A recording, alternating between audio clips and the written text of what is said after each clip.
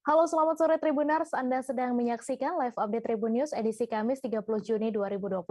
Sore ini akan kami sajikan informasi teraktual dan menarik yang dilaporkan secara langsung oleh reporter lapangan kami. Bersama saya, Mesa Desirait, inilah live update selengkapnya. Mantan politisi Partai Demokrat Roy Suryo memenuhi panggilan penyidik di Treskrim Suspolda Metro Jaya hari ini. Kedatangannya kali ini untuk memenuhi panggilan pemeriksaan sebagai saksi terkait laporan pengunggah meme stupa Republik Indonesia Joko Widodo.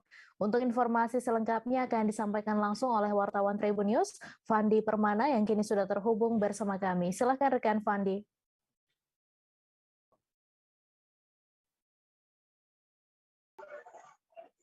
Ya, selamat sore Tribuners dan juga Mei, bahwa pada hari ini, Kamis 30 Juni 2022, dijadwalkan pemeriksaan terhadap pakar telematika Roy Suryo atas kasus dugaan pencemaran nama baik terkait dengan meme stupa Candi Borobudur yang diedit mirip dengan wajah Presiden Joko Widodo.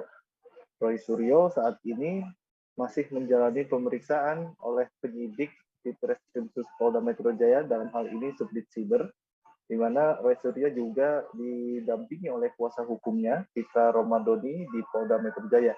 Selain itu, Roy Suryo juga membawa saksi dari perwakilan umat Buddha yang menurutnya akan menjadi ahli untuk menerangkan terkait dengan kasus dari meme stupa tersebut, yaitu aktivis sosial Lius Sungkarisma. Dan Roy Suryo juga tadi mengatakan bahwa kedatangannya kali ini merupakan pemeriksaan pertama sebagai pelapor dari kasus yang dia laporkan pada 16 Juni 2022 lalu. Dan juga tadi kuasa hukum dari Roy Suryo, Fitra Romadoni, menjelaskan bahwa kliennya akan diperiksa oleh penyidik di Treskrim Suspolda Metro Jaya oleh Subdit Siber, di mana Roy Suryo melaporkan 3 akun Twitter yang mengunggah atau yang pertama kali mengunggah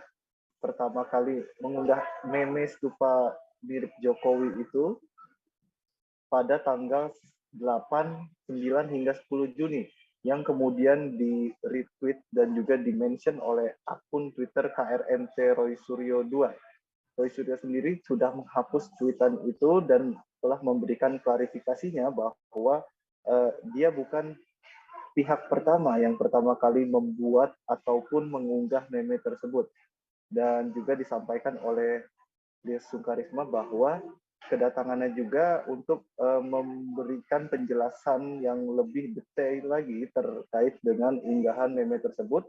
Dan juga dia mengklaim bahwa ia merupakan saksi ahli dan juga perwakilan umat Buddha untuk membantu memberikan keterangan atas kritik terkait dengan wacana kenaikan harga tiket masuk Candi Borobudur yang semula diwacanakan naik menjadi 750.000, di mana postingan dari akun KRMT Roy Suryo 2 tersebut menjadi viral karena diduga menistakan agama dan juga menjadi salah satu akun yang membuat dan juga mengunggah pertama kali cuitan yang berisikan gambar meme tersebut. Hingga sore ini pemeriksaan masih berlangsung dan juga kuasa hukum Fitra Romadoni juga menyampaikan bahwa pihaknya juga akan menyertakan barang bukti tambahan terkait dengan cuitan meme tersebut. Dan juga proses pemeriksaan masih berlangsung dan belum diketahui apakah Roy Suryo akan selesai dalam pemeriksaan ini sore ini ataupun pemeriksaan lanjutan akan dilakukan oleh penyidik. Dan juga tadi Kabid Humas Polda Metro Jaya, Kombes Pol Endra Zulpan, mengatakan bahwa pemeriksaan Roy Suryo ini memang terkait dengan laporannya di Polda Metro Jaya pada tanggal 16 Juni 2022. Dan juga Roy Suryo dalam kasus yang lain juga dilaporkan oleh perwakilan umat Buddha, sehingga penyidikan kasus tersebut memang berjalan beriringan dan tidak mengganggu proses pemeriksaan Roy Suryo pada hari ini. Kembali ke Mei. Baik, terima kasih rekan Fandi Permana atas laporan Anda. Selamat bertugas kembali. Pihak PT Sarana Multi Infrastruktur Persero memberikan catatan khusus kepada pemerintah Provinsi Sulawesi Tenggara dengan pengerjaan Rumah Sakit Jantung Sultra. Hal ini setelah PT SMI sebagai penyuplai dana pembangunan Rumah Sakit Jantung bersama Bank Dunia memantau pengerjaan gedung tersebut pada Rabu 28 Juni kemarin. Untuk informasi selengkapnya akan disampaikan langsung oleh wartawan Tribun News Sultra, Laude Ari yang kini sudah terhubung bersama kami. Silakan rekan Laude. Ya, terima kasih rekan Mai. Selamat sore, bisa Tribuners. Pada Rabu kemarin dari pihak Bank Dunia bersama PT SMI melakukan kunjungan di lokasi pengerjaan Rumah Sakit Jantung dan Pembuluh Darah atau TAP di Provinsi Sulawesi Tenggara, tepatnya di Kendari, yang saat ini sementara dalam proses penyelesaian untuk nanti dioperasikan di Kota Kendari. Kemudian dalam kunjungan itu ada dari pihak Cipta Karya Bapak Fahri Yamsul dan Bapak Burhanuddin yang mendampingi dalam kunjungan di Rumah Sakit Jantung. Dalam kunjungan ini pihak Bank Dunia bersama PT SMI melakukan beberapa pemantauan di lokasi pengerjaan di beberapa lantai. Kemudian di dalam pemantauan ini pihak PT SMI memberikan catatan khusus kepada pemerintah Provinsi Sulawesi Tenggara selama ini Cipta Karya yang selalu bertanggung jawab dalam pengerjaan ini, bahwa ada beberapa yang akan perlu dievaluasi dengan Pemprov Sultra terkait limbah yang nantinya akan saat rumah sakit ini beroperasi, karena selain berada di pusat kota,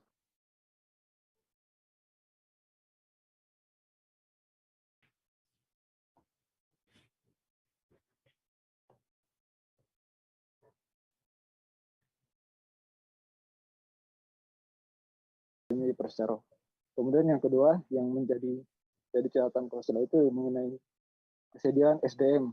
Nah, untuk kesediaan SDM sendiri, Bapak Endra meminta kepada Pemprov Sultra untuk segera menyiapkan personil untuk yang akan bekerja di rumah sakit ini, atau petugas yang akan bekerja di rumah sakit ini, karena dalam rencananya untuk rumah sakitnya akan diresmikan pada bulan Oktober 2022 nanti. Nah, sementara dari Bapak Fahri Yamsul mengatakan bahwa untuk pengerjaan saat ini sudah tahap finishing, konstruksi finishing, untuk kemudian nanti kemungkinan akan selesai pengerjaan itu pada bulan September, dan kemudian akan diresmikan di Oktober mendatang. Nah, dari pengerjaan ini kemudian nanti rumah sakitnya akan diserahkan ke Dinas Kesehatan Provinsi Sulawesi Tenggara untuk kemudian dilakukan pengoperasian, termasuk untuk penyediaan sarana alat kesehatan. Dan untuk dari Dinas Kesehatan sendiri mengatakan bahwa untuk kebutuhan karyawan yang akan dikerjakan di rumah sakit ini mencapai 400 orang. 400 orang itu termasuk tenaga medis dan non-medis. Nah, kemudian dari Bapak Endra sendiri juga mengatakan bahwa kenapa pihaknya melakukan pemantauan untuk pembangunan rumah sakit jantung ini, karena pembangunan rumah sakit jantung ini menggunakan anggaran pinjaman. Pemprov meminjam anggaran dari PT SMI senilai 388 miliar. Nah, kemungkinan ini akan terus dievaluasi, karena dengan pengerjaan itu agar tepat waktu dan sesuai target yang diinginkan. Nah, kemudian dari Pak Fahri Yamsul dari pihak Cipta Karya sendiri mengatakan dia meyakini bahwa untuk pengerjaan ini akan selesai tepat waktu dan kemudian nanti akan diresmikan oleh Bapak Presiden Jokowi. Kemudian seperti itu. Ya, demikian rekan. Baik, terima kasih Laudari atas laporan Anda, dan Tribuners, wartawan kami juga telah menghimpun wawancara dengan Kadif Pembiayaan Publik 1 PT SMI Persero, serta Kadis Cipta Karya dan Bina Konstruksi Provinsi Sultra. Berikut tayangannya untuk Anda. yang layaknya, misalnya K3-nya, bagaimana kita peduli dengan lingkungan, bagaimana sampai jam kerja sampai hari ini itu sudah mendekati 2000. Zero aksiden, tidak ada kecelakaan. COVID juga teratasi, sehingga mereka sangat puas sekali. Selain rumus digantung, apalagi nanti produksi SMI?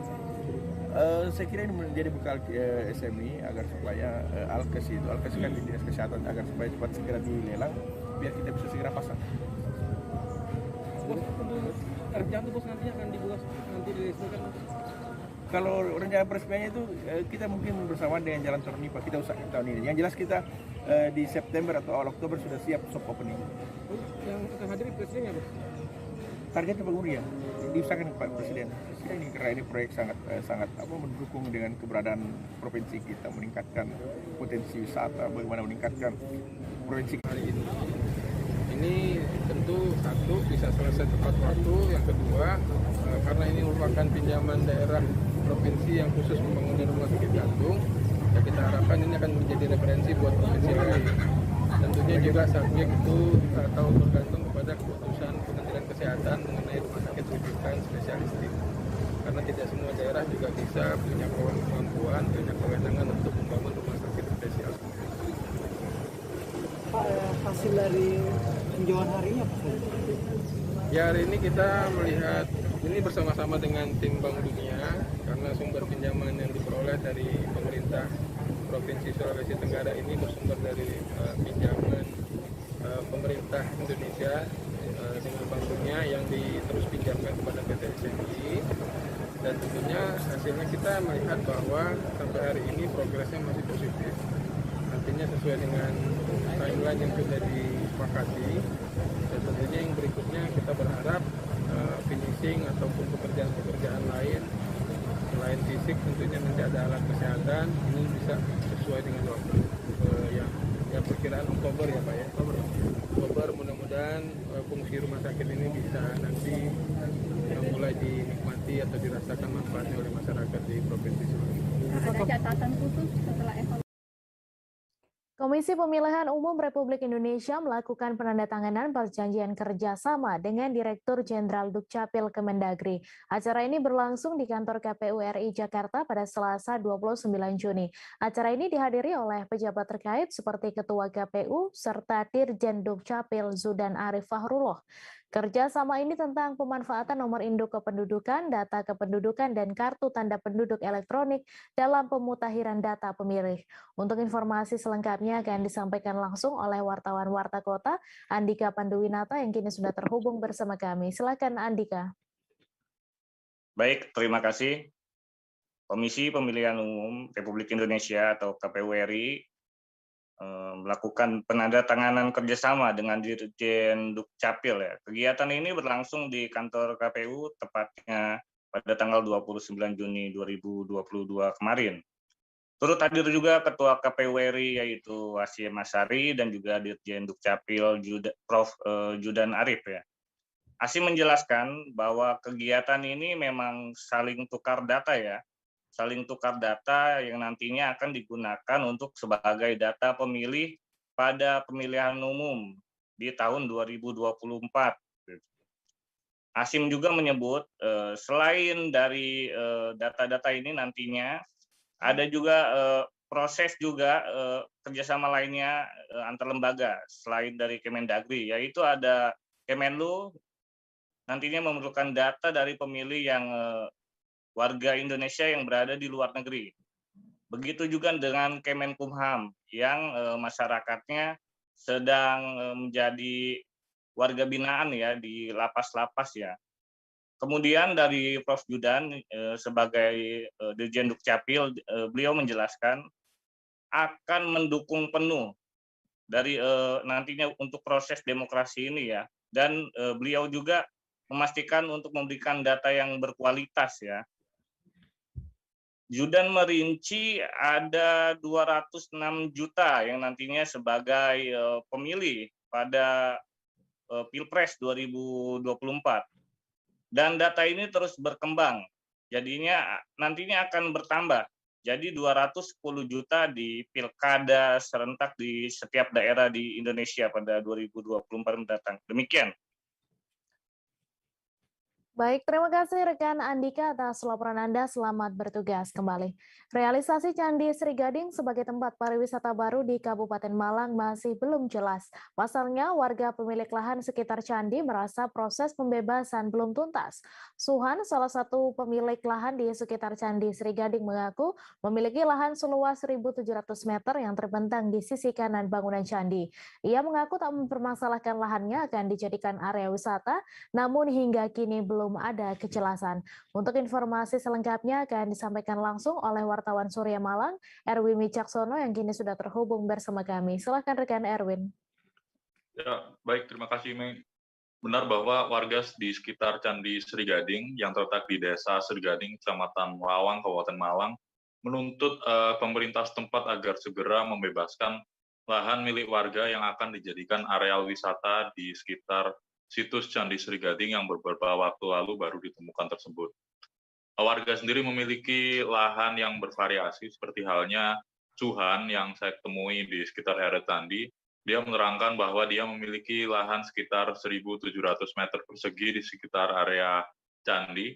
Dan saat ini Suhan sendiri menanti janji pemerintah agar segera membebaskan lahan tersebut. Menerangkan jika proses pembebasan lahan sendiri masih pada proses dan belum bisa terdapat keputusan resmi terkait pembebasan lahan tersebut. Anwar sendiri menerangkan pula jika pembebasan lahan sendiri terdapat dua opsi, yakni tukar tanah ataupun pembebasan lahan secara langsung. Dan hal tersebut masih didisposisikan atau diinformasikan kepada Bupati Malang untuk selanjutnya dapat dijadikan keputusan resmi terkait nasib lahan warga di sekitar Candi Sri Gading tersebut. Dan sementara ini Candi Sri Gading masih dibiarkan begitu saja usai ekskavasi. Namun rencananya BPJB akan kembali melakukan ekskavasi lanjutan jika proses pembebasan lahan di Candi Sri Gading tersebut sudah rampung begitu. Dan sampai saat ini BPJB masih menunggu sikap dari Pemkab Malang terkait kejelasan status lahan dari Candi Sri Gading ini. Sehingga Candi Sri Gading ini hingga saat ini masih belum dibuka secara resmi untuk kegiatan wisata begitu. Begitu rekan Mei. Baik, terima kasih rekan Erwin atas laporan Anda, dan Tribuners, wartawan kami juga telah menghimpun wawancara dengan warga Desa Sri Gading. Berikut tayangannya untuk Anda. Ya, kita ini tidak bisa melarang, tapi kalau tanah kan memang tanah pemajakan, minimal harus ada perundingan, gitu Mas. Ya. Ada istilah perundingan di mana sebenarnya gitu loh. Kalau mau beli berapa, gitu, biar sama-sama bebasnya gitu loh. Iya.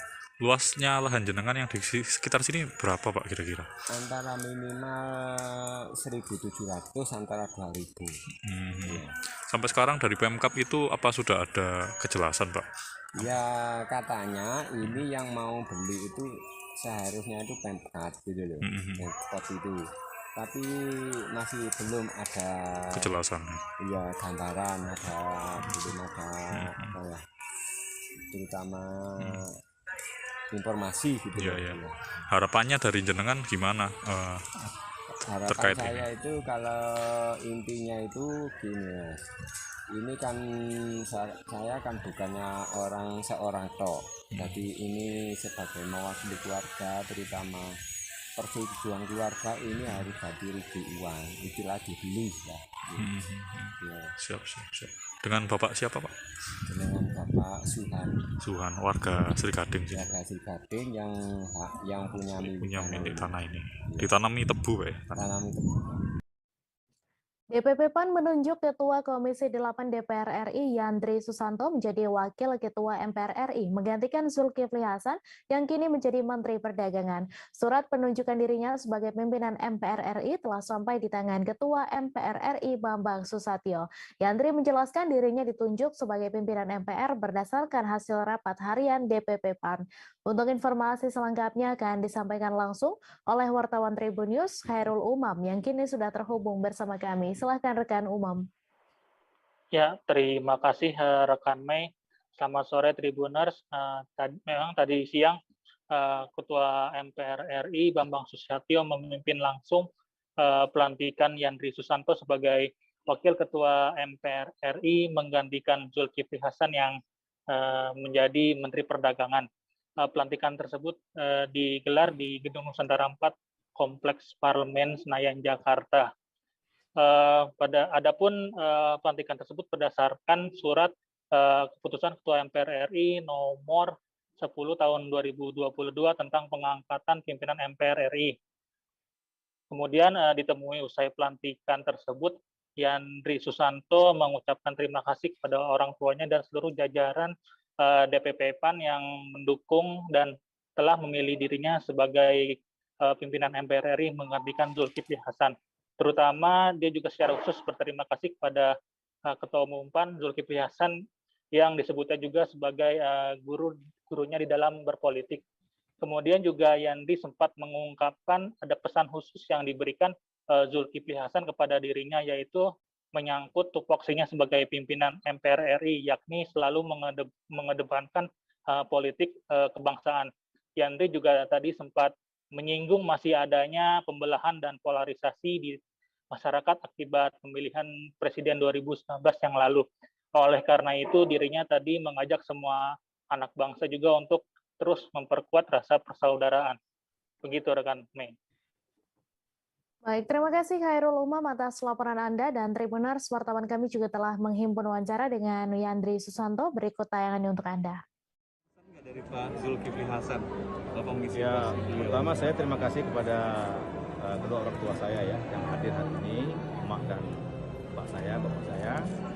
Terima kasih juga kepada Ketua Umum PAN serta sejajaran, Ketua Fraksi PAN MPR, Ketua Fraksi PAN DPR. Hari ini datang Bang John, Bang Saleh dan sejajaran.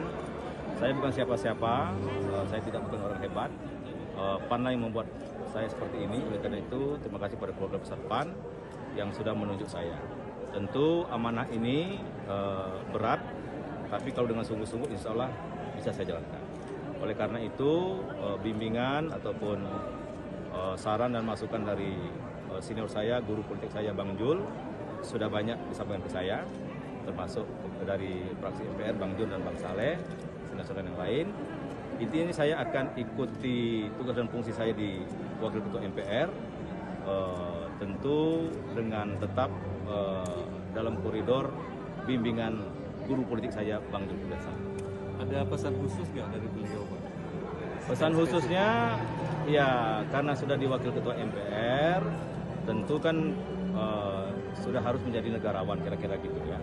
Artinya hal-hal yang menyangkut tentang politik negara. Pertamina untuk membeli bahan bakar subsidi di SPBU yaitu Pertalite dan Biosolar. Selain Bukit Tinggi, ada 11 daerah lainnya di Indonesia yang mulai menerapkan aplikasi My Pertamina per 1 Juli, yaitu Kabupaten Agam, Padang Panjang, dan Kabupaten Tanah Datar. Untuk informasi selengkapnya akan disampaikan langsung oleh wartawan Tribun Padang, Fuadi, yang kini sudah terhubung bersama kami. Silakan rekan Fuadi. Terima kasih rekan Mei. Memang benar Kota Bukit Tinggi menjadi salah satu daerah percobaan untuk penerapan aplikasi My Pertamina dalam bertransaksi minyak subsidi, yaitu Pertalite dan Biosolar. Dari pantauan Tribun Padang di beberapa SPBU, memang persiapan untuk penggunaan kebijakan ini sudah mulai dilakukan oleh sejumlah pengusaha SPBU, terutamanya sosialisasi kepada masyarakat terkait imbauan atau pemberitahuan terkait penggunaan aplikasi My Pertamina ini. Namun Tribuners juga tidak sedikit Pertamina yang belum siap terkait penggunaan aplikasi ini. Seperti tidak adanya informasi yang jelas, sosialisasi kepada para konsumennya, kemudian juga alat-alat yang memadai untuk penggunaan aplikasi My Pertamina ini. Nah, diketahui Tribuners Sumatera Barat ada 4 daerah yang menjadi fokus untuk penggunaan aplikasi My Pertamina ini. Bukit Tinggi salah satunya, Kabupaten Tanah Datar, Kabupaten Agam, dan juga Kota Padang Panjang. Di setiap daerah ini ternyata ada satu masing-masingnya SPBU yang menggunakan aplikasi My Pertamina ini. Untuk di Kota Bukit Tinggi itu adalah SPBU di Gerege yang berada di Jalan Lintas Bukit Tinggi Payakumbuh. Kemudian di Padang Panjang itu SPBU Ngalau di tengah kota Padang Panjang, kemudian di Tanah Datar itu SPBU di Lintau, kemudian di Kabupaten Agam itu SPBU di dekat dengan Pasar Jambu atau SPBU Bangkawe. Sementara itu berbagai macam tanggapan warga juga sudah ditampung oleh Tribun Padang, beberapa tidak memiliki Android dan juga mereka yang tidak paham dengan penggunaan aplikasi tersebut. Apalagi aplikasi ini secara mepet sudah mulai diterapkan pada tanggal 1 Juli 2022 mendatang. Demikian Mei dapat dilaporkan di Kota Bukit Tinggi, kembali ke studio.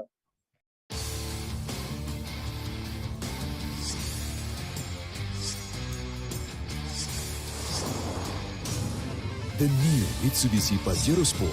Live the adventure. Drive your ambition. Mitsubishi Motors. Baik, terima kasih rekan Fuadi atas laporan Anda. Selamat bertugas kembali. Pertamina akan menerapkan kebijakan terbarunya mengenai mekanisme pembelian bahan bakar minyak bersubsidi. Terkait kebijakan penggunaan aplikasi dalam pembelian bahan bakar minyak bersubsidi jenis solar dan pertalite yang akan diterapkan tahap 1 pada Jumat 1 Juli. Saat ini kebijakan tersebut masih dalam tahap uji coba di beberapa wilayah. Sedangkan untuk di Bogor, Jawa Barat, kebijakan itu belum diterapkan dan belum diketahui kapan akan mulai diimplementasikan. Untuk informasi selengkapnya akan disampaikan langsung oleh wartawan Tribun Bogor, Amar, yang kini sudah terhubung bersama kami. Silakan rekan Amar.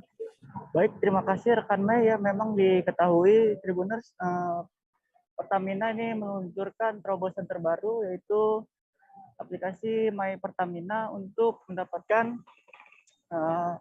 bahan bakar bersubsidi, terutama untuk pertalite dan solar ya.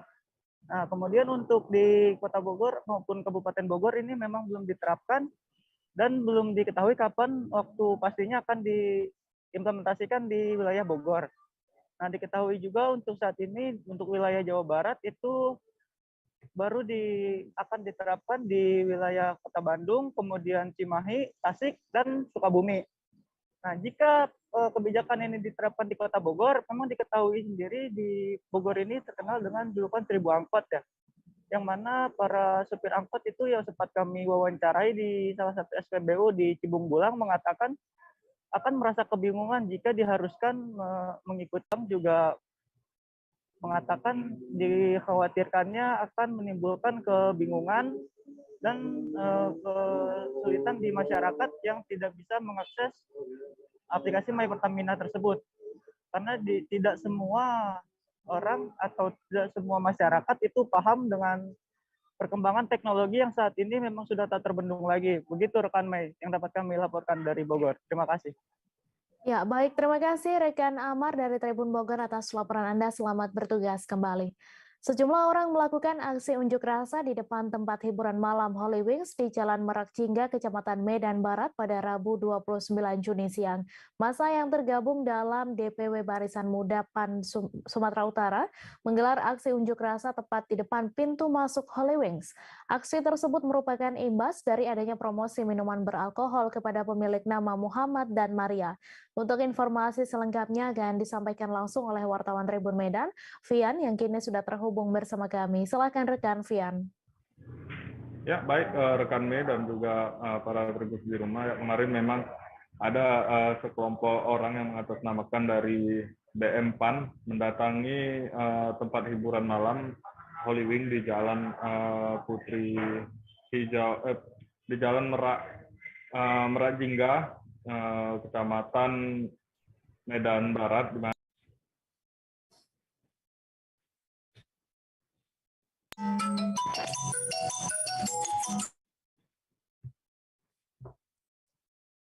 mereka dalam tuntutan aksinya mengecam keras tindakan dari pihak Holy Wing yang mana memasang promo terhadap promo minuman terhadap dua nama, yaitu nama Muhammad dan Maria. Mereka menuntut agar Holy Wing di Medan ditutup karena menurut mereka tidak ada manfaatnya tempat hiburan malam tersebut bagi masyarakat di Kota Medan. Nah, semalam juga mereka sempat melakukan penutupan pintu akses masuk ke dalam Holy Wing dengan cara memasang spanduk bagaimana sikap mereka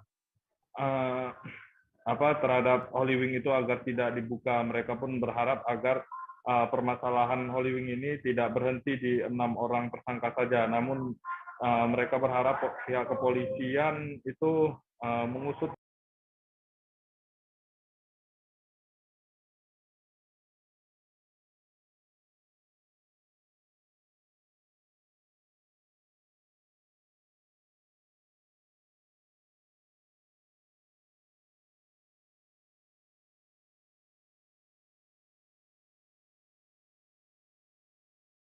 mereka mengikuti aksi tersebut. Pihak Holy Wing sendiri tampak tidak ada menjumpai mereka, dan aktivitas di Holy Wing juga tidak ada pantauan kita di lapangan. Menurut keterangan polisi, bahwasanya tempat hiburan malam ini sudah ditutup sejak 2 hari yang lalu, karena juga sebelumnya sudah ada sekelompok masyarakat ingin melakukan unjuk rasa sebelum adanya BM PAN ini mendatangi lokasi. Namun sebelumnya itu tidak jadi diselenggarakan karena sudah dimediasi oleh pihak kepolisian. Nah, sampai sejauh ini BM PAN sendiri mengatakan jika kasus tersebut tidak terusut ataupun tidak tuntas begitu dan dibuka kembali Holy Wing ini, mereka katanya akan mendatangi masa yang lebih banyak lagi ke depan Holy Wing untuk menuntut agar Holy Wing ini tidak beroperasi lagi di Kota Medan. Nah, kemarin juga sempat kita ingin mencoba wawancara kepada pihak Holy Wing, namun pihak Holy Wing belum bersedia begitu memberikan keterangan. Dia hanya memberikan keterangan bahwasanya saat itu mereka sedang melakukan mediasi. Untuk di Holy Wing sendiri, bacaan-bacaan Holy Wing ataupun tulisan Holy Wing yang biasanya ditulis di depan pintu masuk itu sudah terlihat, sudah dicabut, tidak ada lagi. Nah, dan aktivitas di sana juga sudah tidak ada. Ya, sekian dari saya, Mei, kembali ke studio. Baik, terima kasih rekan Vian atas laporan Anda, dan Tribunars wartawan kami juga telah menghimpun wawancara dengan Ketua DPW BM PAN Sumatera Utara. Berikut tayangannya untuk Anda. Meninggal ini kan tidak bagus. Apakah untuk di Medan akan minta ke pemerintah Kota Medan misalnya untuk melakukan itu? Sejauh ini kalau informasi yang kita lihat, Bang, dia kan 2 hari ini katanya sudah tutup ini. Maka kami minta nanti tentu izin operasional ditinjau lagi nih, Bang. Ya kan? Karena kita lihat ini kan sudah ada 2 di Medan ini. Holy Wing ini ngapain banyak-banyak kali Holy Wing di Medan ini? Yang perlu diperbanyak di Medan ini masjid. Tempat-tempat anak muda bisa berkreasi, melakukan aktivitas kepemudaan. Itu yang perlu diperbanyak. Kalau tempat hiburan nggak perlu banyak-banyak di Medan. Apalagi Holy Wing ini. Usir aja dari Medan, ini nggak bermanfaat untuk masyarakat Kota Medan. Berarti Bang, tuntutan kita izin operasionalnya dicabut gitu, Bang? Ditinjau. Kalau ada bermasalah di Jakarta udah 12 dicabut, di Surabaya sudah dicabut tadi malam, ya, izin operasionalnya. Maka di Medan saya kira pemerintah, dalam ini mungkin pemerintah Kota Medan, kalau memang banyak kesalahan-kesalahan di Holy Wing ini, Dinas Pariwisata terkait yang menangani tempat-tempat hiburan seperti ini, tolong dipantau, ya kan? Apakah peredaran miras di sini memenuhi ambang batas yang ditentukan atau tidak? Itu perlu di cross check, karena kita juga nggak tahu, ini nggak pernah masuk kita. Jangan-jangan di dalam terjadi hal-hal yang banyak tidak bagus manfaatnya, banyak mudaratnya untuk kita kan, maka perlu ditinjau. Karena petani asal desa Sebagin, Kecamatan Simpang Rimba, Kabupaten Bangka Selatan berhasil selamat dari terkaman buaya. Kejadian tersebut terjadi di Pantai Tanjung Brani pada Senin 27 Juni sore. Saat penyerangan terjadi, korban sempat melakukan perlawanan hingga akhirnya berhasil melepaskan terkaman buaya tersebut. Untuk informasi selengkapnya akan disampaikan langsung oleh wartawan Bangka Pos Adi Saputra yang kini sudah terhubung bersama kami. Silakan rekan Adi. Ya, selamat sore rekan Mei bersama Tribunnews dimanapun berada, yang mana karena usia 58 tahun warga desa profesi petani, warga desa Sebagin, Kecamatan Simpang Rimba, Kabupaten Bangka Selatan selamat dari terkaman buaya ganas, yang mana kejadian tersebut terjadi di daerah Pantai Brani pada hari Senin 27 Juni 2022 sekitar pukul 17.45. Kejadian tersebut berawal dari karena yang ingin memasang pukat di daerah Pantai Brani tersebut memasang pukat. Ketika ingin memasang pukat, korban karena ini sempat melihat buaya yang berada di laut tersebut. Namun ketika korban ingin kembali ke tepi pantai, tiba-tiba buaya tersebut menyerang tangannya dan menggigit tangannya. Namun seketika korban melakukan perlawanan dan melepaskan gigitan dari buaya tersebut. Setelah itu korban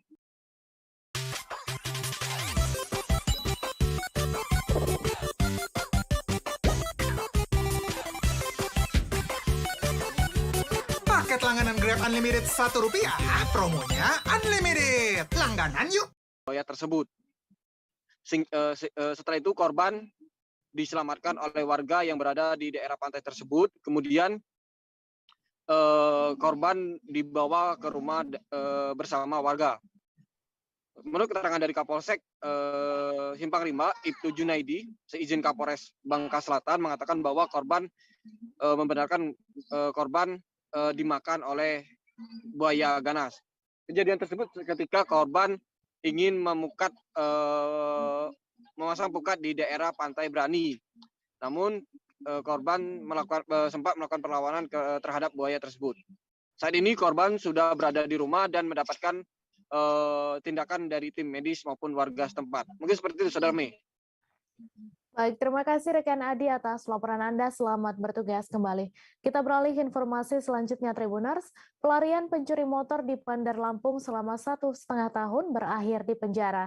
Buronan curanmor ini berhasil tertangkap oleh petugas Polsek Sukarame Polresta Bandar Lampung ketika berada di persembunyiannya. Pelaku curanmor yang cukup meresahkan ini bersembunyi di kontrakan di Jalan Pramuka Kemiling, Bandar Lampung. Polisi yang mengetahui keberadaan buronan itu langsung melakukan penangkapan pada Jumat 24 Juni malam lalu. Untuk informasi selengkapnya akan disampaikan langsung oleh wartawan Tribun Lampung, Joviter Husin yang kini sudah terhubung bersama kami. Silakan Joviter. Baik, Mei, bisa saya informasikan untuk penangkapan satu tersangka pelaku pencurian sepeda motor ini dilakukan pada 24 Juni kemarin, di mana aparat kepolisian mendapatkan informasi keberadaan pelaku dari rekan yang sudah lebih dulu diamankan.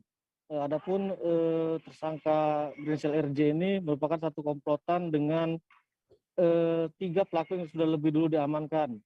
Adapun mereka kerap melakukan aksinya pada dini hari. Adapun yang salah satu TKP yang dilakukan oleh tersangka RJ ini di wilayah Waihalim, Bandar Lampung. Pada saat itu 6 orang pelaku datang menggunakan 3 sepeda motor. Sampai di lokasi kejadian mereka mengambil 3 unit motor para penghuni indekos di wilayah Waihalim tersebut. Setelah video tersebut viral, tersangka mengaku langsung kabur dan tidak lagi melakukan pencurian. Dan dia pun mengakui bahwa pencurian tersebut baru dilakukan 1 kali itu. Dan saat ini aparat kepolisian masih melakukan pengembangan untuk menangkap 2 DPO lagi yang belum teridentifikasi. Demikian, Mei. Baik, terima kasih Joviter atas laporan Anda, dan Tribuners, wartawan kami juga telah menghimpun wawancara dengan Kapolsek Sukarame. Berikut tayangannya untuk Anda.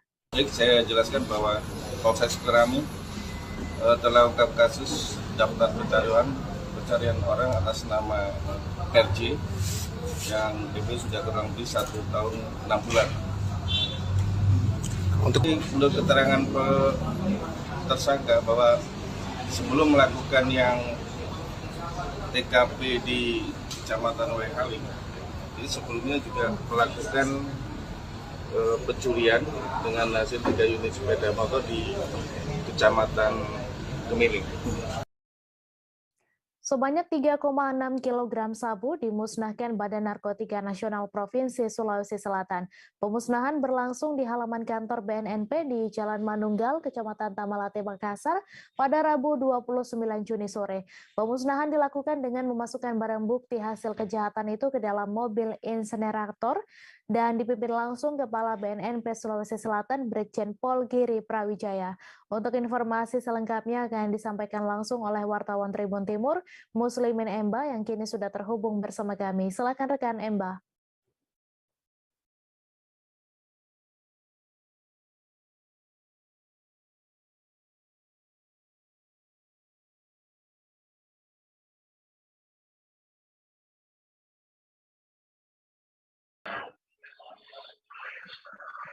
Ya, Dea.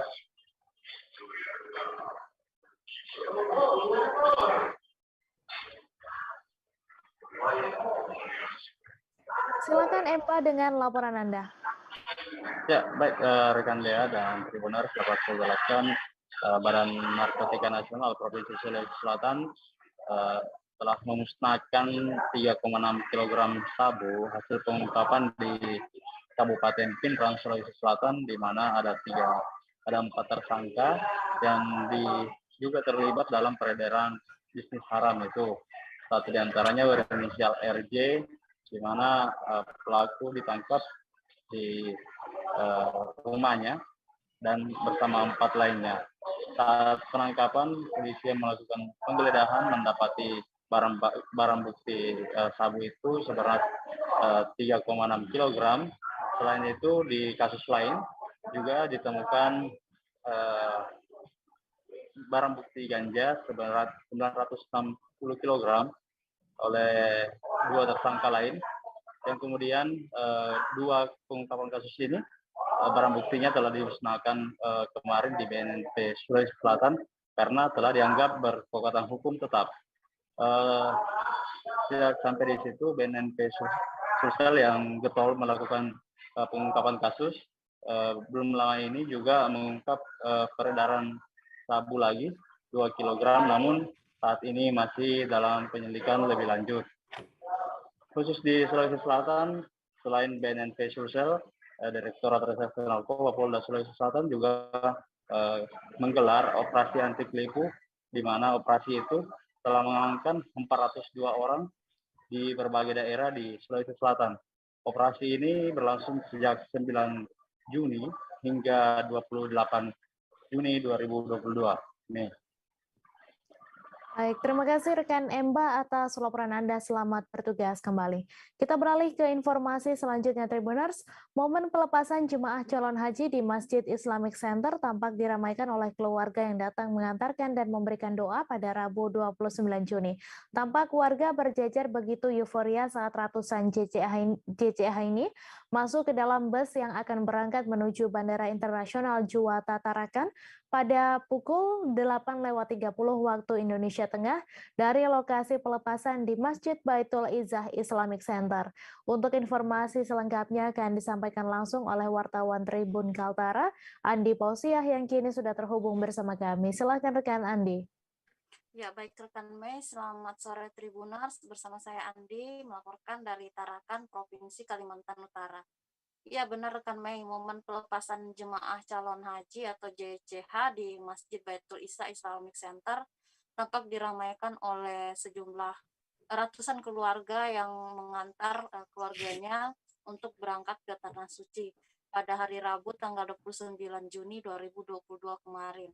Adapun memang dikatakan salah seorang jemaah calon haji yang berhasil kami wawancarai, sebut saja namanya Ibu Hanafia, perempuan berusia 64 tahun ini, akhirnya ia bersyukur bisa bernapas lega karena tahun ini namanya terpilih untuk ikut berangkat menunaikan ibadah haji di Tanah Suci. Dan ia juga mengakui memang sudah 12 tahun menunggu masuk dalam daftar antrian, ditambah lagi pada saat pandemi COVID-19 muncul dan harus menunggu dan harus tertunda keberangkatannya selama 2 tahun. Ia juga meniatkan berangkat ke Tanah Suci untuk mendoakan almarhum ayahnya. Kemudian dikatakan Kepala Kantor Kemenak Kota Tarakan, Haji Sabera, disebutkan total ada 68 jemaah calon haji yang berangkat dari Tarakan pada hari Kamis, pada hari Rabu tanggal 29 Juni 2022 kemarin di Bandar Udara Internasional Juwata Tarakan. Dan 68 jemaah calon haji ini akan tiba di embarkasi Balikpapan dan akan bergabung dengan ratusan jemaah haji dari Provinsi Kalimantan Timur, dan mereka akan berangkat ke Jeddah pada hari ini sudah berangkat di jadwal hari Kamis hari ini tanggal 30 Juni 2022 siang tadi sekitar 14.00 WITA, dan perjalanannya mungkin memakan waktu sekitar 10 jam Adapun jemaah haji yang berangkat hari ini ke Jeddah dari embarkasi Balikpapan itu tergabung dalam kloter ke-7 sebanyak 360 jemaah. Dikatakan Bapak Haji Sabera sendiri, jemaah calon haji ini akan melaksanakan ibadah haji selama 40 hari dan dijadwalkan kembali tiba ke tanah air sekitar tanggal 12 Agustus 2022 mendatang. Ia mengimbau kepada jemaah calon haji agar tetap menjaga kondisi kesehatan selama berada di sana karena mengingat kondisi cuaca di sana sangatlah panas. Kemudian Wali Kota Tarakan Dr. Hairul M.Kas juga ikut melepas secara simbolis puluhan jemaah haji asal Tarakan di Masjid Baitul Isa Islamic Center. Ia juga memberikan pesan-pesan kepada jemaah sebelum berangkat dan menaiki 2 bus yang mengangkut mereka menuju Bandar Udara Internasional Juanda Tarakan. Dikatakan Wali Kota Tarakan Dr. Hairul M.Kas sendiri, jemaah diminta untuk tetap menjaga kesehatan, kemudian mengikuti semua arahan dari pembimbing, termasuk pendamping dan ketua regu saat berada di Tanah Suci. Kemudian kembali lagi membaca buku manasik yang sudah diberikan dan diajarkan saat pelatihan, sehingga diharapkan nanti bisa kembali ke tanah air sudah menjadi haji yang mabrur. Dikatakan Wali Kota Tarakan Dr. Hairul M.Kas sendiri, 68 jemaah haji ini yang berangkat diharapkan nanti bisa kembali juga dalam jumlah yang sama utuh, yakni kembali ke tanah air, khusus kembali ke Kota Tarakan sebanyak 68 jemaah haji. Dan ia juga meminta kepada para jemaah agar tetap menjaga nama baik Indonesia, karena bagaimanapun jemaah haji asal Indonesia adalah cerminan bangsa. Demikian rekan Mei. Baik, terima kasih Andi Pausiah atas laporan Anda, dan Tribuners wartawan kami juga telah menghimpun wawancara dengan Wali Kota Tarakan, Kepala Kantor Kemenak Tarakan, serta jemaah calon haji. Berikut tayangannya untuk Anda. Jemaah dari Tarakan. Nah, ini dia nanti berangkat ke Balikpapan ya Pak ya? Berangkat ke Balikpapan untuk 1 hari 1 malam, karena hari ini diterima di embarkasi itu jam 2 siang. Jam 2 siang nanti besok dia berangkat jam 2 siang juga. Jadi 1 hari 1 malam dari Balikpapan. Kemana Pak? Ke Jeddah? Langsung ke Jeddah. Tapi kemungkinan singgah di Padang atau di Batam saya tidak tahu, untuk ngisi BBM. Sementara ngisi BBM paling 2 jam, langsung dia berangkat sampai ke Jeddah 10 jam. Nah, ini sebelum keberangkatannya ada pemeriksaan lagi nggak Pak dari jemaah? Di Balikpapan mereka nanti akan diperiksa kesehatan lagi. Akan diperiksa, tapi kalau dari sini sudah sehat, insya Allah saya yakin. Karena ini kan usianya mereka di bawah 65 semua. Bahkan ada yang lebih muda kan. Kalau yang lebih dulu muda kan, usia berapa? Saya tidak hafal berapa, cuma yang jelas ya agak muda daripada 65 tahun.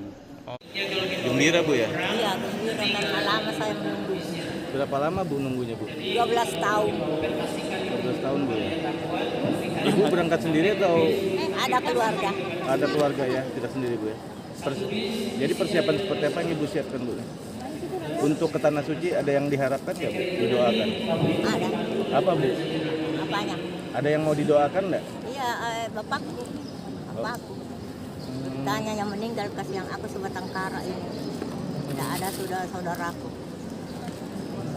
Jadi Ibu bersyukur masih bisa berangkat Bu ya? Iya, alhamdulillah ada panggilan. Berapa tadi Bu usia? Ya, yang pertama saya menyampaikan selamat kepada jemaah haji Tarakan sebanyak 68 orang ini yang hari ini berangkat. Tadi sudah kita berangkatkan. Tentu ini kan melalui penantian yang cukup panjang, mendaftarnya mulai tahun berapa, terus selama 2 tahun juga ditunda karena pandemi COVID-19. Belum lagi juga ada pembatasan kuota dari Arab Saudi yang mengurangi sampai separuhnya dari kuota sebelumnya. Tentu jamaah yang terpilih tahun ini ya betul-betul ini adalah jamaah pilihan Allah Subhanahu wa taala. Oleh karena itu harus betul-betul dijaga ini amanah ini. Jadi sayang sekali kalau beribadah lalu tidak mencapai haji yang mabrur. Makanya saya ingatkan dari kepala calon jemaah haji, ikuti semua arahan, bimbingan baik dari para pembimbing waktu manasik haji di Indonesia, termasuk juga nanti pembimbing ibadah selama berada di sana. Itu yang pertama. Yang kedua, jaga kesehatan. Ya tetap jaga kesehatan yang prima, Karena memang nanti puncak ibadah haji itu adalah pada saat wukuf di Arafah. Sehingga sebelumnya ini tentu harus dijaga, jangan sampai pas puncaknya malah drop. Ya, sama kalau kita mau pertandingan ini, ya pertandingan pada saat simulasi diporsir malah pada saat pertandingannya malah nggak bisa masuk di arena itu, ya tentu akan ya tidak haji kalau tidak sampai di Arafah. Gitu. Kota Manado satu di antara 11 wilayah tempat uji coba pembelian Pertalite dan solar menggunakan aplikasi My Pertamina. Senior Communication and Relation Pertamina Patra Niaga Regional Sulawesi, Taufik Kurniawan menjelaskan, uji coba itu akan dimulai pada 1 Juli 2022 nanti. Manado dipilih sebagai tempat uji coba sebagai perwakilan konsumen di Pulau Sulawesi.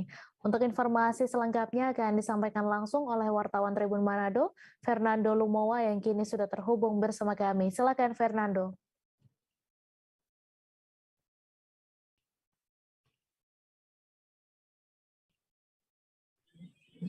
Baik, terima kasih rekan Mei. Kami dari Manado menyampaikan bahwa Kota Manado yang berada di Provinsi Sulawesi Utara itu merupakan salah satu kota yang menjadi tempat untuk pelaksanaan uji coba pembayaran atau pembelian BBM subsidi jenis Pertalite dan solar menggunakan aplikasi My Pertamina. Dan uji coba ini sesuai dengan petunjuk dari Pertamina akan dilaksanakan di 11 wilayah kabupaten kota yang ada di 5 provinsi di Indonesia dan akan mulai berlaku 1 Juli 2022. Jadi mulai besok itu uji coba pembelian bahan bakar minyak subsidi, solar dan Pertalite itu menggunakan aplikasi My Pertamina.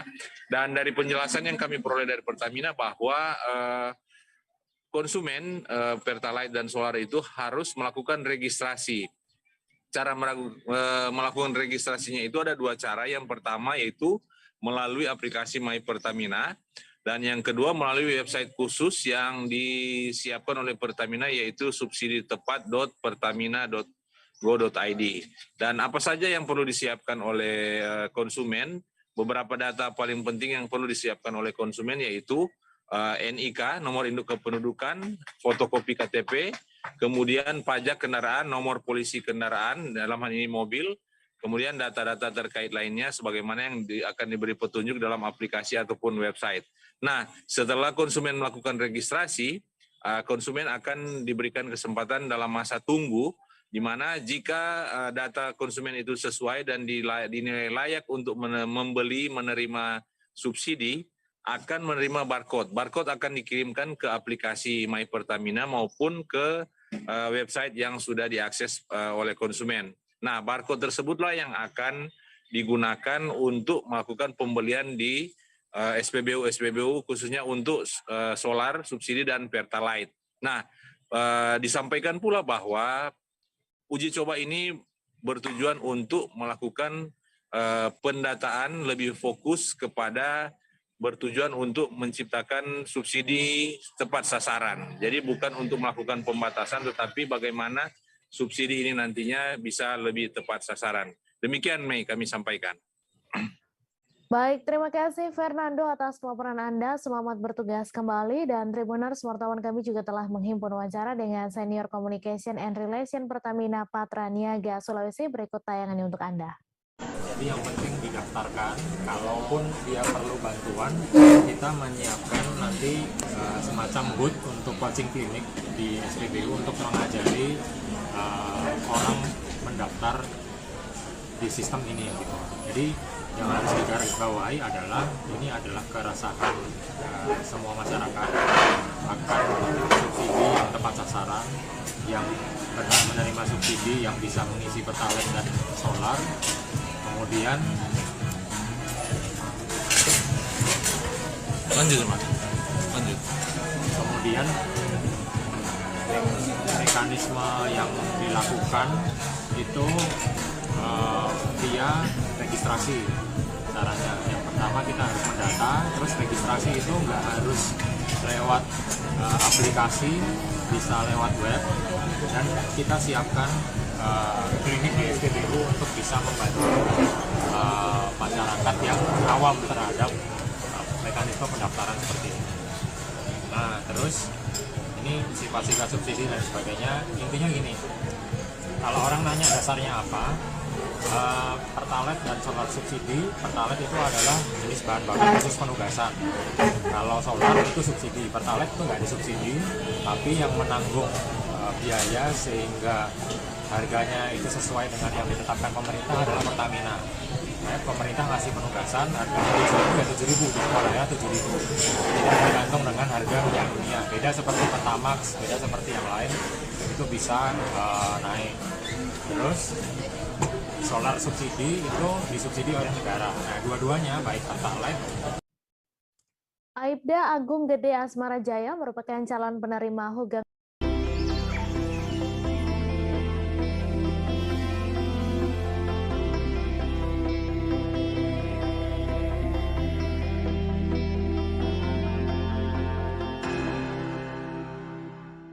Awards 2022 atas dedikasinya selama ini terhadap literasi dan kemanusiaan. Aibda Agung Gede merupakan anggota Satpol Airut Polres Lampung Selatan. Sementara Hugeng Awards 2022 rencananya akan digelar pada 1 Juli mendatang di Jakarta Selatan. Untuk informasi selengkapnya akan disampaikan langsung oleh wartawan Tribun Lampung, Domi Desmantri yang kini sudah terhubung bersama kami. Silakan rekan Domi. Baik, Aibda Gede Agung Asmara Jaya merupakan Kasubit Lidik di Satpol Airut Polres Lampung Selatan. Ia merupakan salah satu nominator di ajang penghargaan Hugeng Award 2022 dalam bidang dedikasi.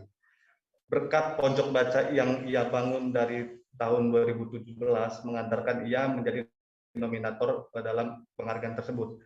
Di dalam penghargaan tersebut terdapat 3 kategori. Yang pertama adalah berintegritas, lalu ada berinovatif dan berdedikasi. Melalui literasi dan pojok baca yang ia bangun, Gede Agung terpilih menjadi nominator di kategori berdedikasi berkat literasinya. Lalu pojok baca yang ia bangun tersebut merupakan swadaya yang ia miliki. Di pojok baca tersebut terdapat banyak sekali buku bacaan, dari buku baca cerita, pelajaran, hingga buku pelajaran agama, begitu Al-Quran. Dan di pojok baca yang ia miliki, semua anak boleh membaca sepuasnya dan boleh membawa pulang di pojok baca tersebut. Lalu anak-anak yang membaca di pojok baca tersebut rata-rata dari usia SD hingga kuliah, karena di sana juga terdapat juga skripsi, contoh-contoh skripsi yang dapat digunakan untuk mahasiswa untuk sebagai dasar mereka untuk penelitian begitu. Lalu di mata masyarakat, saya sempat bertanya dengan Kepala Dusun di Minangrua, Kepala Desa Kelawi di Kecamatan Bekoeni. Gede Agung tersebut merupakan masyarakat yang supel, dan setiap ada kegiatan di lingkungannya dia selalu aktif begitu. Lalu menurut anak-anak atau anak didiknya yang ia ajarkan di pojok baca, ada salah satu yang saya tanyakan, ia terinspirasi menjadi polisi berkat apa yang diajarkan oleh Gede Agung selama ini. Ia merasa jiwanya terpanggil sebagai polisi karena melihat ketangkasan dan kewibawaan dari Gede Agung tersebut. Begitu, rekan. Baik, terima kasih rekan Domi atas laporan Anda. Selamat bertugas kembali. Pengumuman hasil PPDB berlangsung di SMA Negeri 1 Manado. Ada yang senang karena bisa diterima, namun ada juga yang merasakan hal sebaliknya. Pasalnya ada ribuan pelamar di SMA ini, namun seat yang tersedia hanya ratusan. Untuk informasi selengkapnya akan disampaikan langsung oleh wartawan Tribun Manado, Arthur Rompis yang kini sudah terhubung bersama kami. Silakan rekan Arthur. Ya, selamat sore Mei dan Tribuners. Jadi PPDB online kemarin diumumkan secara serentak di SMA dan SMK se-Sulawesi Utara, dan khusus di SMA 1 Negeri Manado terjadi sesuatu yang menarik karena ini adalah SMA negeri favorit, hingga banyak sekali warga yang atau calon peserta didik yang mendaftar di sana.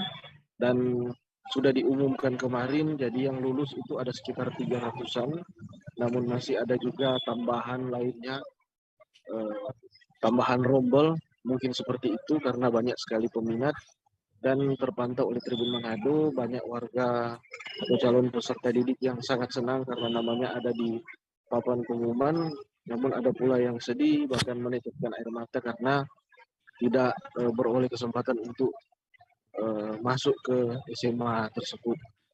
Demikian, Mei. Baik, terima kasih rekan Arthur atas laporan Anda. Selamat bertugas kembali. Sejumlah siswa menengah pertama dan orang tua di Bangka Barat mengalami kesulitan saat mendaftar penerimaan peserta didik baru ke sekolah menengah atas melalui jalur online atau daring di Bangka Barat. Hal itu menyebabkan mereka mendatangi sekolah tempat mendaftar guna menanyakan permasalahan yang dialami. Seperti halnya Revald Raditya, seorang siswa SMP Negeri 1 Muntok yang mengalami kesulitan saat mendaftar melalui jalur online. Untuk informasi selengkapnya akan disampaikan langsung oleh wartawan Bangka Pos, Yuranda, yang kini sudah terhubung bersama kami. Silakan rekan Yuranda.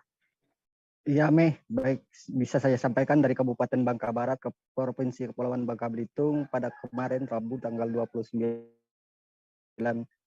Juni 2022, sejumlah siswa menengah pertama dan orang tuanya mendatangi sekolah SMA Negeri 1 Muntok, Bangka Barat, yang guna mendaftar dan menanyakan perihal mengapa mereka bisa ditolak oleh sistem lantaran untuk mendaftar mengalami kesulitan.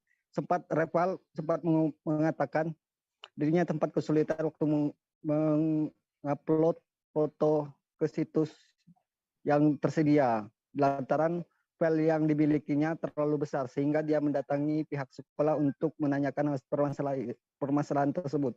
Kepala Sekolah SMA Negeri 1 Muntok, Bangka Barat, Rima Yani mengatakan memang banyak kesulitan yang dialami calon siswa, baik calon siswa maupun orang tua yang mendaftar melalui jalur online. Makanya pihaknya melakukan verifikasi data serta membantu Pak calon siswa untuk melakukan pendaftaran di sekolahnya tersebut.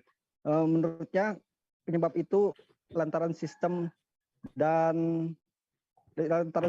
banyak yang menggunakan seprovinsi Bangka Belitung. Begitu Mei yang bisa saya sampaikan. Ya, baik, terima kasih rekan Yuranda atas laporan Anda. Selamat bertugas kembali. Anggota Komisi B DPRD DKI Jakarta fraksi PDIP Perjuangan, Gilbert Simanjuntak, menyindir penutupan seluruh gerai Holy Wings di Jakarta dimanfaatkan untuk panjat sosial atau pansos. Hal ini diungkapnya saat rapat terkait monitoring dan evaluasi operasional tempat hiburan Nightfall. Hal ini diungkapnya saat rapat terkait monitoring dan evaluasi operasional tempat hiburan Bungkus Night Volume 2 dan Holy Wings di lantai 2 DPRD DKI Jakarta.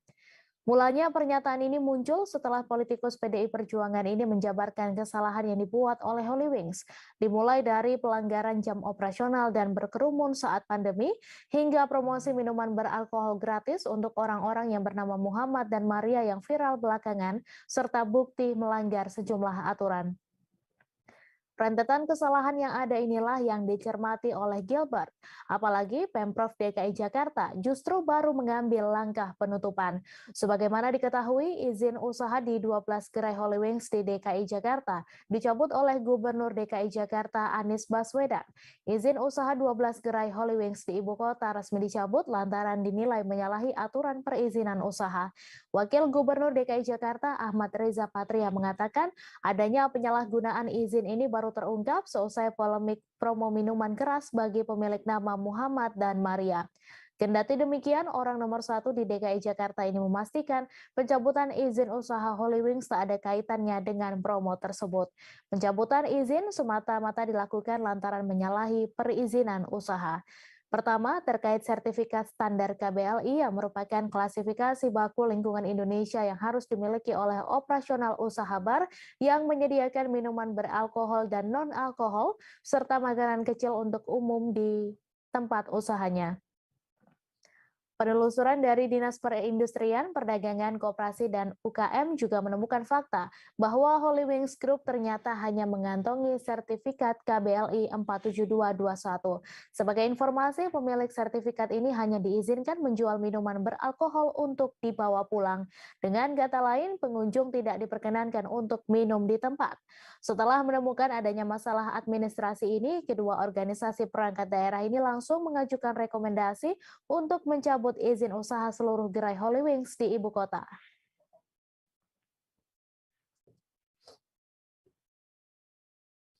Anggota DPR RI Dapil Jakarta Kamru Samad meminta Anies Baswedan memberikan modal usaha untuk mantan karyawan Holy Wings. Hal tersebut berkenaan dengan pencabutan izin 12 gerai Holy Wings oleh pemerintah daerah DKI Jakarta. Kamru Samad mengusulkan modal usaha tersebut disediakan oleh Bank DKI Jakarta, terutama untuk karyawan yang berKTP Jakarta. Terkait pencabutan izin, Kamru Samad menegaskan hal itu merupakan kewenangan Pemda. Namun pemerintah perlu mempertimbangkan perekonomian rakyat yang saat ini tengah berusaha bangkit di tengah pandemi COVID-19, sehingga jangan sampai ada ancaman PHK di tengah momentum pemulihan ekonomi. Sementara itu, Wakil Gubernur DKI Jakarta Ahmad Riza Patria berjanji mencari solusi terbaik untuk ribuan karyawan Holy Wings yang terkena PHK. PHK ini akibat dicabutnya izin 12 outlet Holy Wings di DKI Jakarta, di mana penutupan outlet Holy Wings di Jakarta ini membuat 3.000 orang terdampak. Ahmad Riza Patria mengaku akan mencari solusi bagi ribuan karyawan Holy Wings yang kehilangan pekerjaan ini. Ahmad Riza Patria mengaku berterima kasih kepada semua pihak yang membantu Pemprov DKI dengan membuka usaha dan dapat menghadirkan lapangan pekerjaan bagi masyarakat. Namun ia berharap semua pihak mengikuti aturan dan ketentuan yang ada. Seperti diketahui, Gubernur DKI Jakarta Anies Baswedan mencabut izin usaha seluruh gerai Holy Wings Indonesia yang ada di ibu kota. Pencabutan izin dilakukan Dinas Penanaman Modal dan Pelayanan Terpadu Satu Pintu DKI Jakarta berdasarkan rekomendasi dan temuan pelanggaran dari dua organisasi perangkat daerah, yakni Dinas Pariwisata dan Ekonomi Kreatif DKI Jakarta, serta Dinas Perindustrian, Perdagangan, Koperasi, dan UKM DKI Jakarta.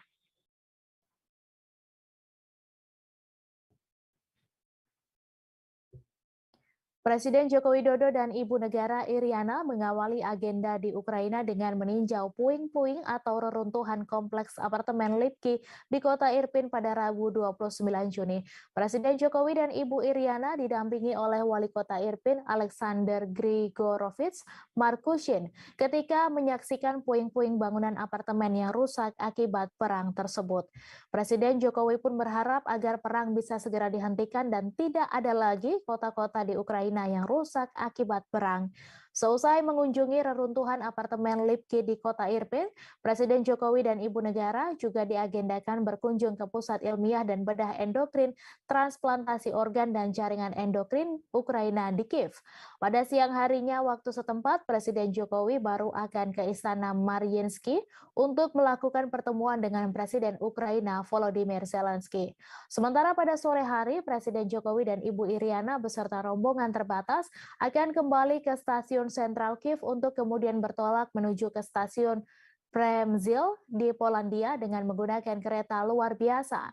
Menteri Luar Negeri Retno Marsudi dan Sekretaris Kabinet Pramono Agung dilaporkan turut mendampingi Presiden dan Ibu Negara Iriana saat meninjau kota Irpin. Sementara itu dikutip dari tribunnews.com, dalam kunjungan ke Irpin, Presiden Jokowi dan Ibu Negara didampingi Wali Kota Irpin, di mana dalam kesempatan tersebut Wali Kota Irpin menjelaskan lebih dari 70% bangunan terdampak karena perang. Namun 40% dari penduduk Irpin sudah kembali ke kota Irpin. Dari kota Irpin, Presiden Jokowi bersama dengan Ibu Iriana kemudian meninjau satu rumah sakit di sekitar Kiev. Dalam kesempatan tersebut, Ibu Iriana secara simbolis menyerahkan bantuan baik dari pemerintah maupun dari masyarakat Indonesia berupa obat-obatan yang diperlukan oleh rumah sakit di Ukraina.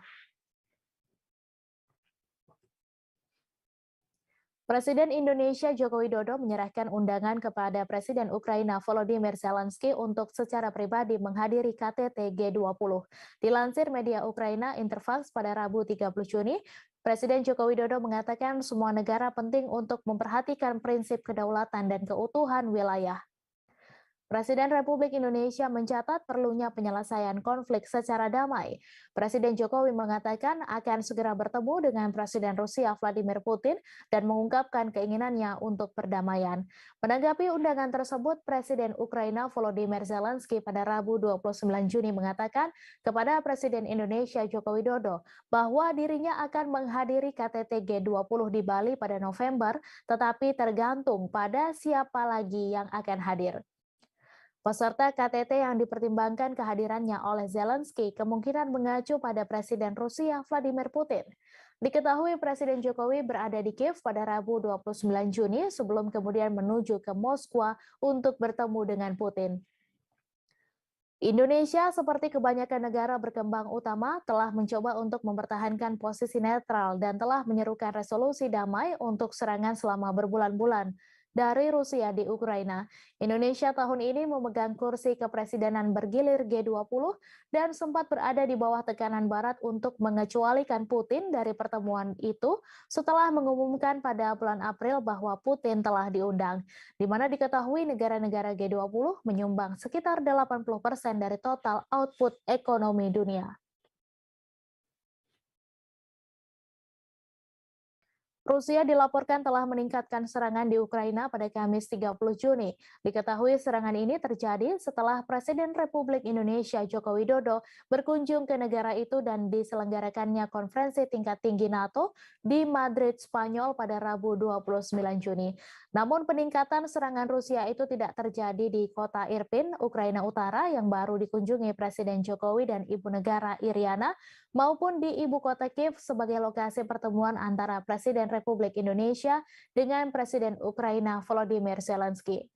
Diberitakan Reuters, Rusia melanjutkan serangan di Ukraina Timur pada Kamis 30 Juni. Hal tersebut terjadi setelah NATO juga mengecap Rusia sebagai ancaman langsung terbesar bagi keamanan Barat dan menyetujui rencana untuk memodernisasi angkatan bersenjata Ukraina yang tergabung. Pihak berwenang Ukraina mengatakan mereka tengah berusaha untuk mengevakuasi penduduk dari kota Lysychansk. Di kota tersebut terdapat sekitar 15.000 orang yang dilaporkan berada di bawah pengeboman tanpa henti. Sementara itu, di wilayah Kherson, Ukraina Selatan, pasukan Ukraina dilaporkan tengah melawan balik dengan serangan artileri mereka sendiri. Hal ini dikatakan oleh Oleksiy Arestovich, penasehat Presiden Ukraina, dalam sebuah video yang diunggah secara online. Pada KTT pada hari Rabu yang didominasi oleh pembahasan invasi Rusia ke Ukraina dan pergolakan geopolitik yang disebabkannya, NATO diketahui telah mengundang Swedia dan Finlandia untuk bergabung menjadi anggota. NATO juga menjanjikan peningkatan 7 kali lipat dari tahun 2023 dalam pasukan tempur dalam siaga tinggi di sepanjang sisi timurnya. Sebagai reaksi, Presiden Vladimir Putin mengatakan bahwa Rusia akan menanggapi dengan cara yang sama jika NATO mengerahkan pasukan dan infrastruktur di Finlandia dan Swedia setelah mereka bergabung dengan aliansi militer pimpinan Amerika Serikat tersebut.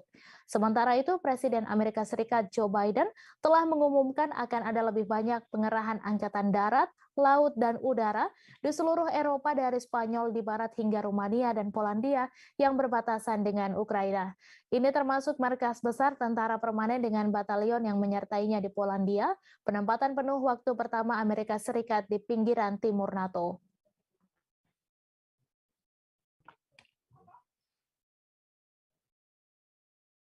Informasi tadi sekaligus menutup perjumpaan kita dalam live update hari ini. Jangan lupa saksikan informasi terbaru lainnya hanya di kanal YouTube Tribun Network. Saya Mesa Desirait beserta kru yang bertugas pamit undur diri. Terima kasih dan sampai jumpa.